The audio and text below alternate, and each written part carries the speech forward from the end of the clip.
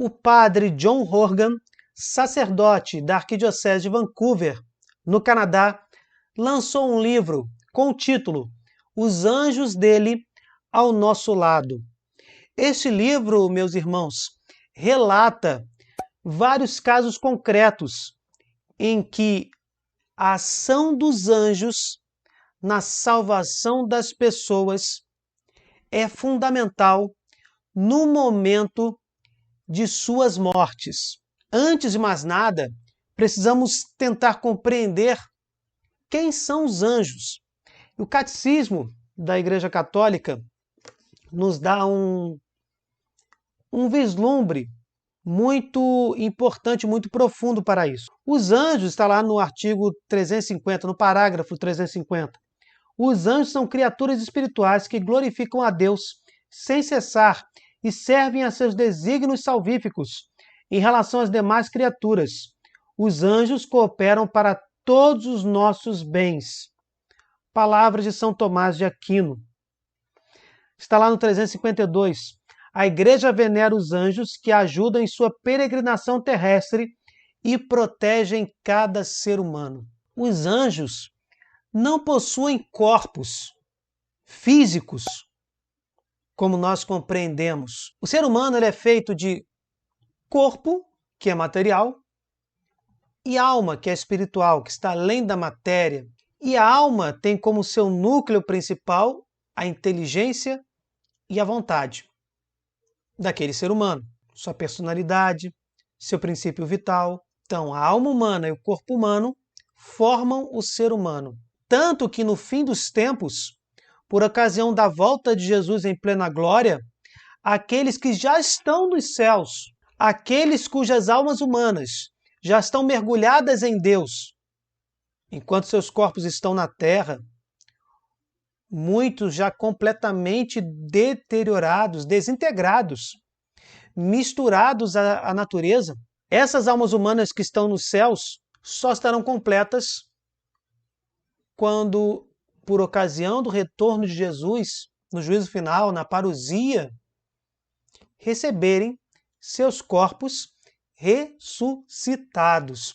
Mas os anjos, eles são seres puramente espirituais. Eles estão além da matéria. A natureza angelical é diversa, é diferente da natureza humana. O anjo é puramente espírito. E se ele diz não a Deus, se torna um anjo caído. Por ter contemplado Deus face a face, ele diz um não convicto a Deus e se torna um demônio, se volta contra Deus. Se esse anjo caído se arrependesse, Deus, que é amor, piedade e ternura, Deus cujo maior atributo é a sua eterna misericórdia, receberia esse anjo de volta no reino dos céus, podemos dizer assim, grosseiramente falando. E esse demônio voltaria a ser um anjo celestial, um anjo de Deus. Mas, contemplando Deus face a face, uma parte dos anjos disseram um não ao senhorio do Altíssimo, um não convicto. Tinham certeza do que estavam fazendo e não voltariam atrás. Porque diferente de nós que vemos no claro escuro da fé, eles contemplavam Deus face a face. Ainda que não possamos dizer que eles estavam nos céus, porque se estivessem nos céus, não se voltariam contra Deus, esta parte que se tornaram, essa parte de anjos, que se tornaram anjos caídos, os demônios. Mas eles contemplaram Deus face a face por serem puramente espirituais. As palavras são pobres para que a gente possa descrever essas realidades, principalmente as realidades espirituais. Mas o que podemos dizer é que os anjos celestes nos protegem, intercedem por nós e nos ajudam, nos tentam ao bem, nos seduzem ao bem, ao passo que os anjos caídos nos tentam, nos seduzem ao mal. Para compreendermos melhor essa diferença, os anjos celestiais nos influenciam para o bem e os anjos caídos nos seduzem para o mal. Mas temos livre-arbítrio. O padre John Horgan diz que os anjos realizam a sua custódia de várias formas. Ele chegou a dizer que na sua vida de sacerdote e como capelão de hospital, ele testemunhou a presença dos santos anjos. E aqui estamos falando somente dos anjos celestiais. E disse que essa presença dos santos anjos se traduziu principalmente em ajuda especial aos doentes e agonizantes, aos doentes e moribundos. Ele chega a contar um caso concreto. Uma vez acompanhei um homem que não era católico, mas a sua primeira esposa sempre foi muito comprometida com a fé. Mesmo depois de que o casamento deles terminou, ela nunca deixou de rezar pelo marido. Veja a perseverança da fé desta esposa, desta mulher. Mesmo depois de que o casamento deles terminou, ela nunca deixou de rezar pelo marido. E aí o padre continua. Ele tinha prometido que se batizaria antes de morrer, e ela nunca se esqueceu disso. A vida foi difícil depois que ele a deixou, mas ela perseverou na confiança em Deus e criou os filhos na fé.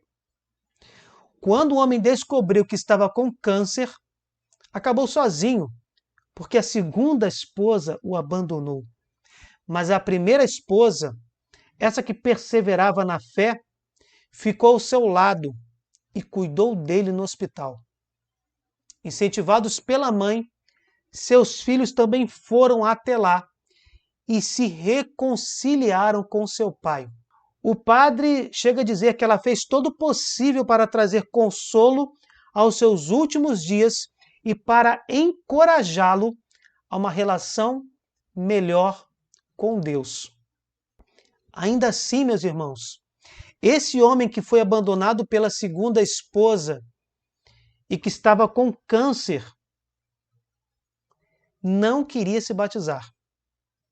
Mas esta mulher, sua primeira esposa, continuava perseverando na oração e confiava nos anjos guardiões, nos anjos da guarda. E ela chegou a dizer para o padre que estava rezando ao anjo da guarda do seu marido moribundo e também ao seu próprio anjo da guarda. Ela tinha certeza de que seu ex-esposo, de que seu marido, podemos dizer, seria batizado. Na manhã de um domingo, o padre visitou o homem no hospital e lhe perguntou se ele queria ser batizado, se ele queria aceitar a graça de Cristo. E chegou a dizer ao homem que o Senhor Jesus já o estava chamando há anos. Foram essas as palavras: você já sabe que nosso Senhor está chamando você há anos. E viu a evidência do amor dele na fidelidade e na devoção da sua esposa. O padre John Horgan estava mostrando para aquele homem que era providencial que sua esposa intercedesse tanto por ele. Era fruto da providência de Deus. Diante dessa reflexão, desta explanação, desta pregação, deste convite que o padre fez, o homem respondeu: sim, padre, eu sei o que fiz e sei como tenho vivido. Me arrependo de tudo e peço o perdão do Senhor. Quero ser batizado. Naquele momento, meus irmãos, enquanto o padre preparava a água benta e os santos óleos para realizar o batismo, o padre disse que escutou em seu interior uma voz que lhe dizia, com urgência, agora, no sentido de que o padre precisava realizar o batismo naquele momento.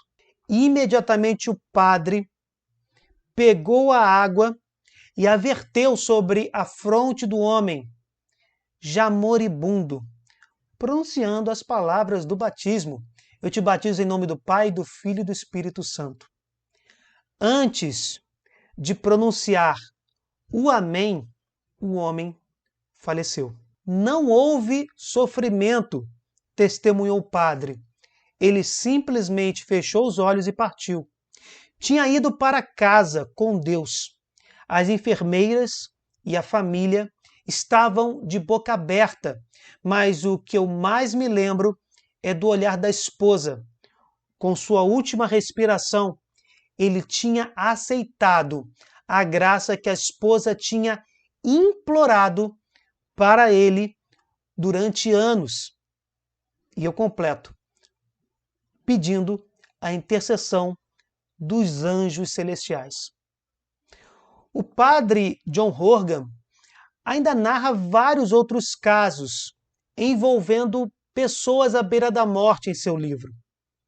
Uma e outra vez ele continua, ao atender os moribundos e falar com eles sobre o céu, experimentei que a menção dos anjos traz consolo e paz, inclusive aos que estavam distanciados da igreja. Em muitos casos, os santos anjos permaneceram na sua mente, no seu coração, como uma figura conhecida pela primeira vez na infância, uma devoção aprendida nos joelhos das mães, em especial mansidão e sabedoria. Santos anjos da guarda, rogai por nós. Enfim, meus irmãos, o que vocês acharam desta história contada pelo padre John Horgan? E essa especial atenção dos anjos aos agonizantes? Deixem nos comentários a opinião de vocês. Se vocês gostaram, deixem o seu like e compartilhem. Cliquem no sininho, se inscrevam no canal. Fiquem com Deus, desculpem qualquer coisa e até o próximo vídeo.